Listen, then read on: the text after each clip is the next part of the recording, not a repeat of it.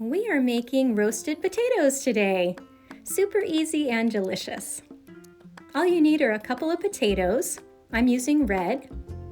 Dice those up. And once they're all diced, you will spread them out on a baking sheet lined with parchment paper. Sprinkle with spices. I'm using salt, pepper, and paprika. You could certainly mix your spices up. And once you put these in the oven to roast, you'll start on your sauce. And that is simply hummus and ketchup. Give that a mix. And if you're like me, you'd like it a little thinner, so add a little bit of water.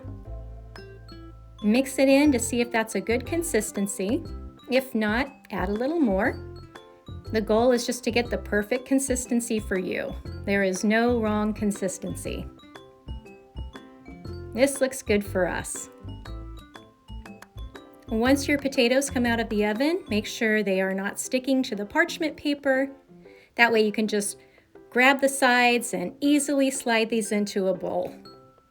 Boop. Give them a little zhuzh, and then top them with your sauce. It is so easy. That is it. I hope you gave these a try.